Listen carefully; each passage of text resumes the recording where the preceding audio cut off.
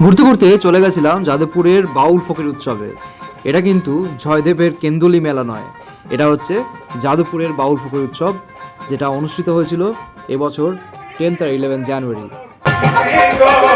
কি হবে না জানি, তোমার পিড়িতে বন্ধু রে, এ বন্ধু কি হবে না জানি।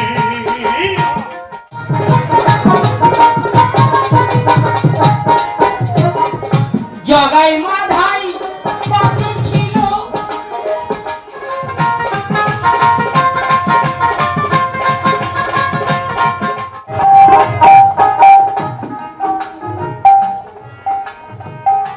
পাপের সাগর।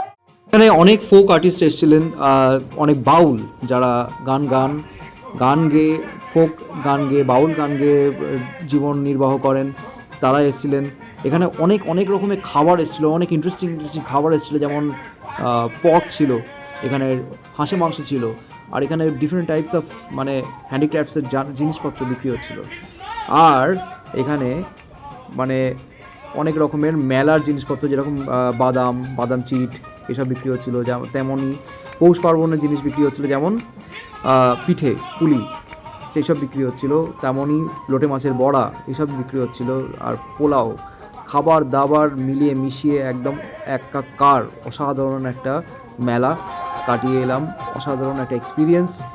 পরের বছর তোমরা কিন্তু যেও, এটা কিন্তু রেকমেন্ডেড ফ্রম মিস্টার রবিন।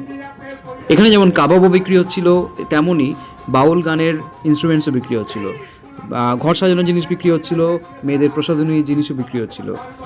এখানে অসাধারণ একটা অ্যাম্বিয়েন্স ক্রিয়েট হয়েছিল। এই মেলায় গিয়ে কিছুটা বাউলদের জীবনযাত্রাটা চাক্ষুষ করে এলাম, আর দেখতে পেলাম যে এখানে অনেক পলিটিক্যাল ব্যক্তিত্বরাও গেছিলেন।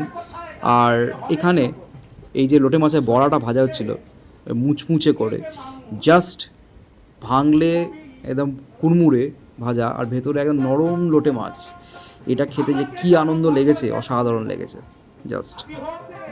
মিস্টার রবিনের ভাষায় জাস্ট মুয়া। আর এই যে রসবড়াটা তো just amazing, out of this world, চুমু জাস্ট। আর এটা হচ্ছে গিয়ে নলেনগুড়ের পুডিং। তো নলেনগুড়ের পুডিং এত ভালো যে খেতে হতে পারে আমার ধারণা ছিল না। তার সঙ্গে বিক্রি হচ্ছিল গেরি গুগলি। জানি নাকটা একটুখানি সিট করবে তোমরা, কিন্তু তাও খেয়ে দেখো, ট্রাই করো, গেরি গুগলি ভালো খেতে। পারফরমেন্সটা দেখলাম, আর দেশি চিকেন আর রুটি খেলাম, জাস্ট দারুণ খেতে, মুয়া। আর সূর্যজাহানের প্রমোশনটা দেখলাম। টুক করে ফলো ফর মোর।